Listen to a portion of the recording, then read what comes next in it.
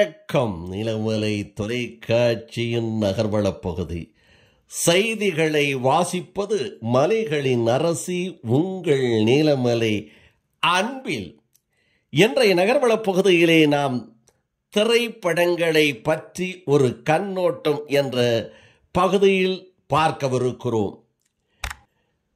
தெலுங்கு திரைப்படம் தமிழ், மலையாளம், கன்னடம், தெலுங்கு, இந்தி என சில ஆண்டுகளுக்கு முன்பாக 2 ஆண்டுகளுக்கு முன்பாக வெளிவந்து திரை உலகத்தையே கலக்கி இன்றைக்கு இந்திய திருநாட்டினுடைய திரைப்பட கதாநாயகர்களிலே அதிகமான பணத்தை வாங்கக்கூடிய ஒரு நடிகராக இன்றைக்கு அல்லு அர்ஜுனா அவர்கள் உயர்ந்ததற்கு காரணமாக இருந்த திரைப்படம்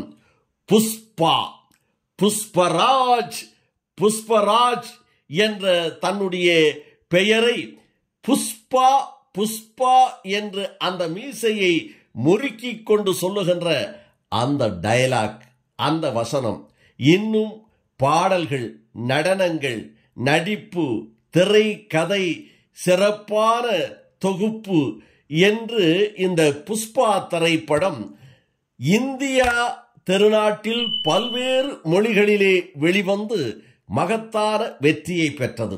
அதனைத் தொடர்ந்து அதே இயக்குனர் இன்றைக்கு இயக்கக்கூடிய புஷ்பா 2 என்ற திரைப்படமும் டிசம்பர் 5ஆம் தேதி வெளிவரும் என்று ஏற்கனவே அறிவிக்கப்பட்டிருந்தது.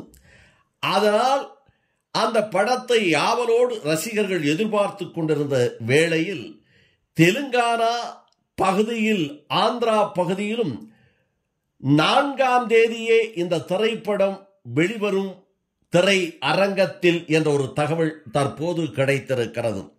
இதில் தமிழகத்திலும் 4ஆம் தேதி வெளியிடுவதற்கான முயற்சிகளும் நடைபெற்றுக் கொண்டிருக்கிறது என்று தெரிவித்திருக்கிறார். இந்த புஷ்பா 2 திரைப்படத்தினுடைய கதை அம்சமும் சிறப்பாக இருக்கும், நடிப்பும் தூளாக இருக்கும் என்று அல்லு அர்ஜுனா ரசிகர்கள் ஆவலோடு எதிர்பார்த்து கொண்டிருக்கிறார்கள் என்ற தகவலும் வந்திருக்கிறது. இந்த படமும் மகத்தான வெற்றி பெற்று அல்லு அர்ஜுனாவினுடைய புகழ் இன்னும் உயரும் என்ற தகவலும் சொல்லப்பட்டிருக்கிறது என்பது ஒரு சிறப்பு.